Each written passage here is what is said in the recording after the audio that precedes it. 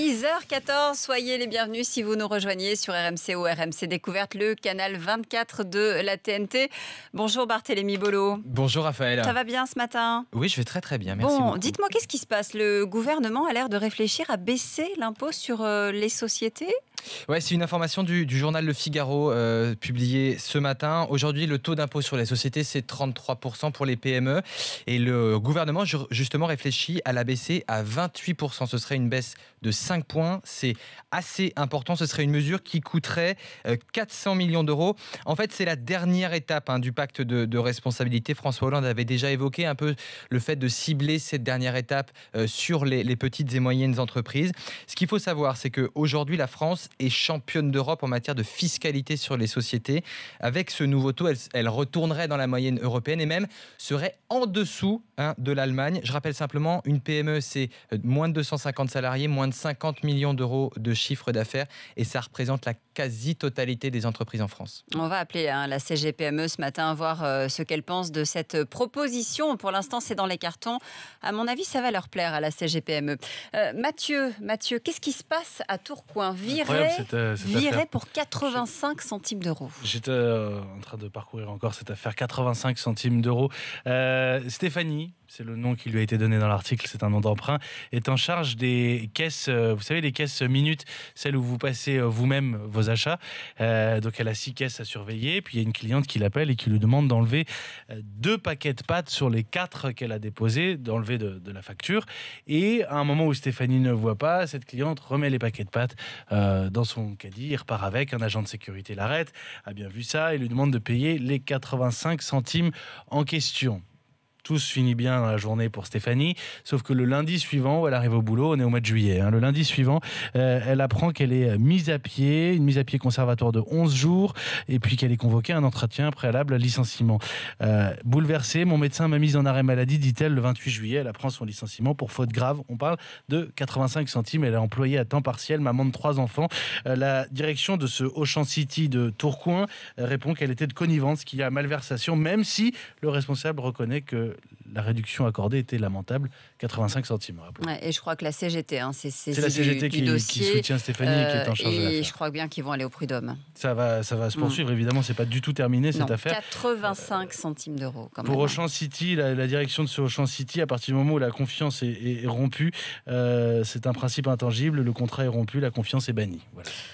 Pauline, une épidémie d'anthrax sévit en Russie. Oui, on l'appelle communément la maladie du charbon. Elle a déjà contaminé 21 personnes dans le Grand Nord russe, à 200 km de Moscou. Un enfant de 12 ans est mort. En cause, la fonte des sols gelés. On les appelle les permafrosts. Ce sol a libéré en fondant des bactéries mortelles qui étaient retenues dans la terre depuis plus d'un siècle. C'est la première fois depuis 75 ans qu'une telle contamination se produit. La question qu'on se pose, est-ce que c'est le réchauffement climatique qui est en cause? En tout cas, cette saison est particulièrement chaude dans le pays. Les températures en moyenne en Sibérie ont augmenté de 2 à 3 degrés. Le risque, parce que c'est considéré comme une arme bactériologique, le risque c'est que l'anthrax contamine énormément de monde. Il y a un risque de contagion. 160 éleveurs de rennes nomades ont été évacués. 2300 rennes contaminées sont déjà morts dans la région. Le ministère de la Défense a envoyé 200 spécialistes pour décontaminer la zone et brûler les cadavres des animaux. Les Français aussi ont du mal à décrocher. Ils sont même accros aux écrans, y compris en vacances. Incroyable, parce que quand on vous demande ce que vous attendez des vacances, ce que vous attendez de l'été, c'est se faire dorer au soleil, c'est déguster une glace ou préparer un barbecue. Et pourtant, il n'en est rien. Vous passez 1 à 5 heures par jour devant votre télévision pendant les vacances. Dire qu'avec le temps qu'on a sur la moitié nord, peut-être que la plage, je sais pas. Une excuse. Mais c'est normal, écoutez. Ils sont sur RMC Découverte. Vous passez au moins 2 heures par jour sur le canapé avec smartphone ou tablette à la main. On est accro aux écrans et en plus on se sert de l'excuse du boulot pour ça. C'est-à-dire qu'on va raconter que c'est pour lire les mails du boulot. D'ailleurs, tiens, autre enseignement de cette étude, ceux qui travaillent encore là en ce moment, ils passent plus de temps au travail que le reste de l'année. Pendant les vacances. Pendant les vacances, ouais. Je vous confirme. Faut dire qu'on s'y sent bien. Bah oui. C'est plus calme, c'est plus. On en profite. On a envie de rester, en fait. Bon, pour vivre mieux, une solution, Bart. Prendre une femme intelligente.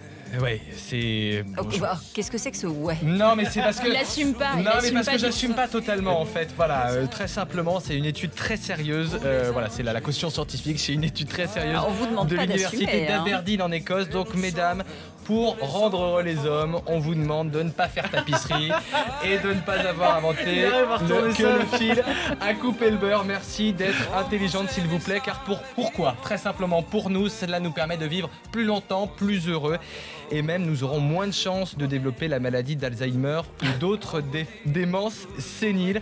Voilà, c'est très sérieux, hein. C'est une étude. Par contre, mais je n'en doute absolument pas, figurez-vous. Ce que dit pas l'étude, c'est les conséquences si vous, mesdames, vous êtes avec un idiot. Ça ne dit pas si vous vivez moins longtemps, plus longtemps, quelles sont les conséquences pour nous, etc. Mais on est inoxydable, nous, vous savez.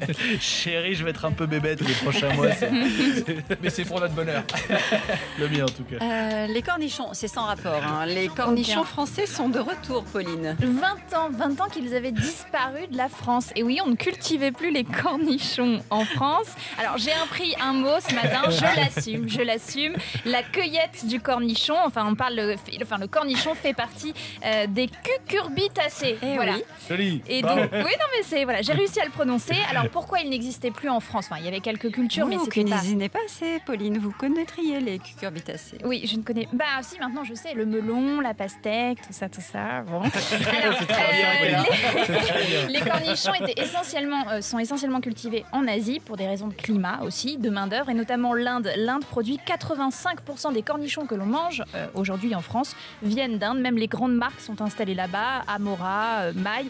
Donc là-bas, en fait, on peut faire 3 saisons de culture du cornichon, alors qu'en France, l'été c'est très très court, donc il y a une seule saison. Et maintenant, en fait, des agriculteurs, des producteurs tentent de relancer la culture du cornichon, notamment dans la Sarthe, mais c'est très difficile parce que la main-d'œuvre est beaucoup plus chère. C'est un début, on verra ce que ça donne. Voilà. Le On cornichon sait est pas de Les retour. cornichons sera qu'on mange sont commercialisé. produits en Inde, quoi. Ouais. Non, on ne sait pas encore. Je Bon, pense que là, contrairement à ce qu'on peut-être que c'est le pense. premier été, je ne sais pas, il n'y a pas de précision. Mais... C'est dingue, ça. Je pensais Ah. que le cornichon, ça Moi, je poussait le chez nous. savais, mais bon. Ça venait d'Inde? Oui. Non, moi Ah ouais je ne savais pas. Non, je l'ai. Tu me Mais je suis l'apprends. ravie de savoir qu'on va bientôt Allez, pouvoir manger le des groupe cornichons. s'appelle Redzel, je recherchais le nom, voilà. C'est l'entreprise Redzel qui relance la culture du cornichon en France. 40 personnes vont être recrutées. Je l'ai Eh ben, on dit, les salue, on est content, ça va créer de l'emploi en plus, c'est très bien formidable. pour cette entreprise et pour les Sartois, mais bon.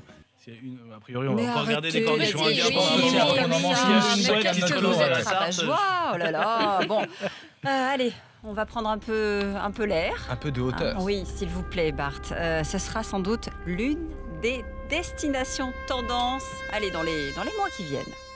Peut-être les années. On n'est peut-être pas dans une question de moi. Le tourisme spatial. J'ai En fait, hâte. très simplement, vous savez, c'est la compagnie Virgin Galactic, la compagnie du milliardaire américain Richard Branson, qui a reçu l'autorisation de faire des tests pour son engin Spaceship Two. C'est un engin en fait qui est embarqué à bord d'un avion, qui est ensuite largué pour partir vers l'atmosphère et offrir le grand frisson aux touristes. Quelques minutes d'apesanteur et à mon avis un panorama À couper le imbattable, absolument imbattable. Donc voilà, il va y avoir des tests qui vont être menés. Donc c'est tout bientôt les premiers vols touristiques spatiaux. Combien d'argent?